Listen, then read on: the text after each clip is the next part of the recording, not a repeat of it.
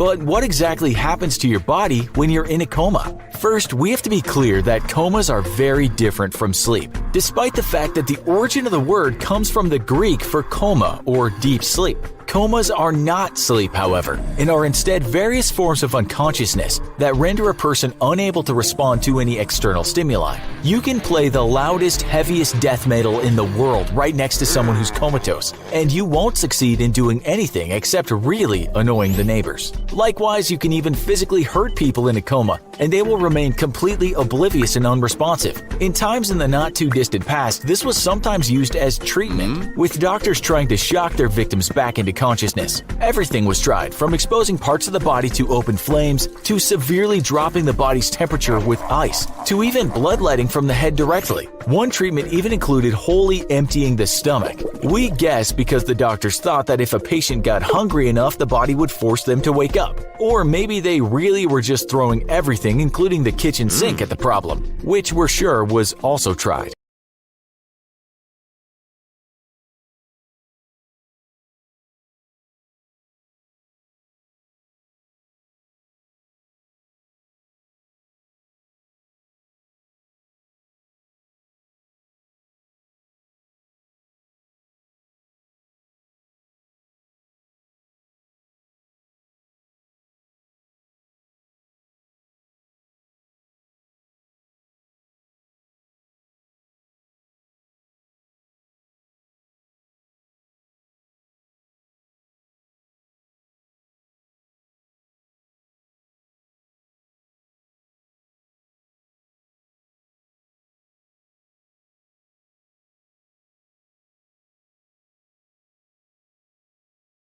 In the midst of our academic pursuits, let us not overlook a fundamental truth: the profound connection between diet and mental health. What we eat fuels not only our bodies but also our minds. Nutritional psychiatry is an emerging field revealing how our dietary choices impact our mood and mental well-being. Foods rich in omega-3 fatty acids, for example, are not merely good for the heart but are also linked to reduced rates of depression. Additionally, the gut-brain axis presents a fascinating narrative of communication between our digestive systems and mental states. The microbiome in our intestines may influence everything from our stress levels to our thought processes, making balanced, mindful eating an essential component of mental fitness.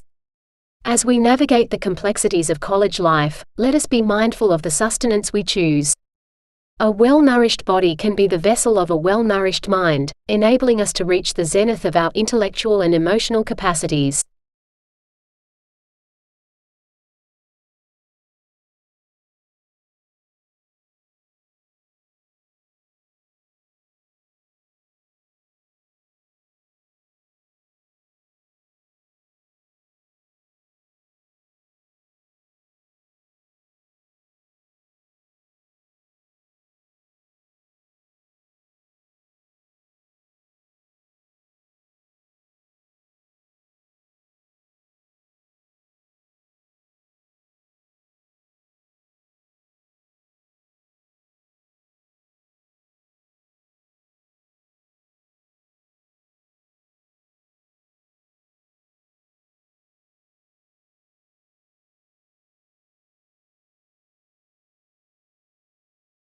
The influence of social media on public opinion is both profound and unprecedented.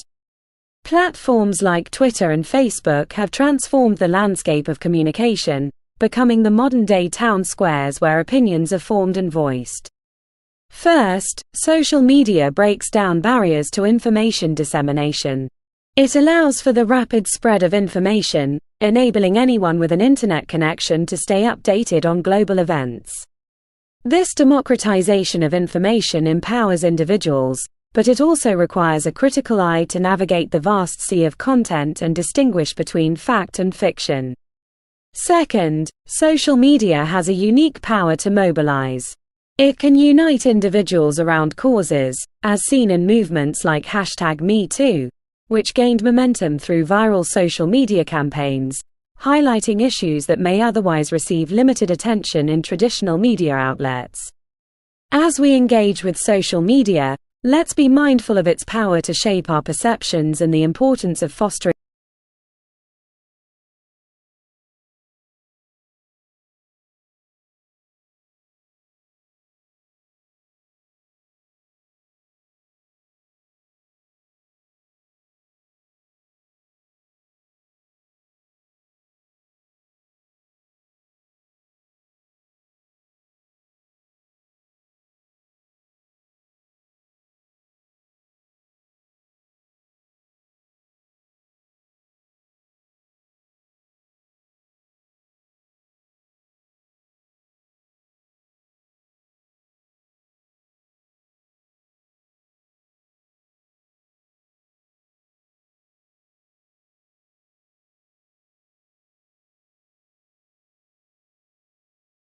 In today's lecture, I would like to explore the interconnection between ecology and economics through the lens of ocean conservation.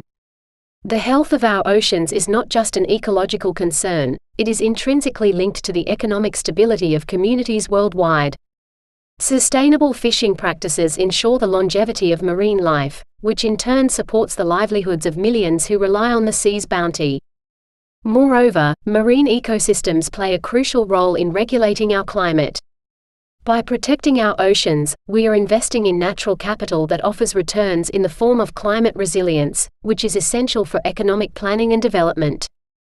As we venture into our various fields of study, let us remember that the principles of conservation and economics are not adversaries but allies.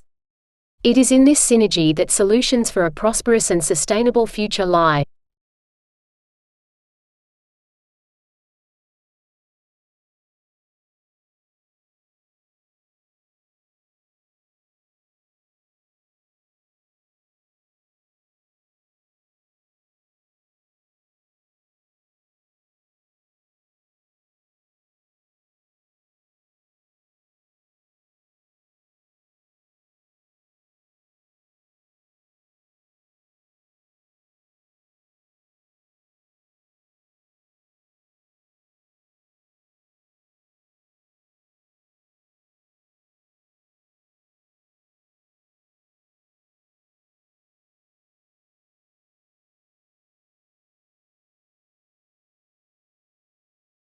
I'm going to explore the enduring influence of Greek mythology in modern culture.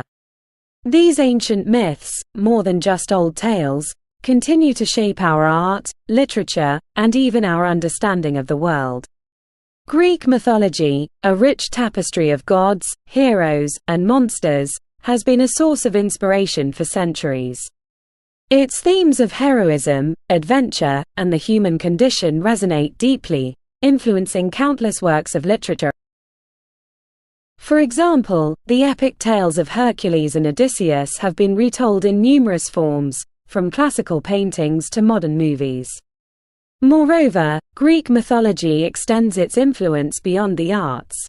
It has shaped modern language, with many English words and expressions originating from these ancient stories. Additionally, these myths have provided a framework for understanding human psychology, notably through the work of Freud and Jung,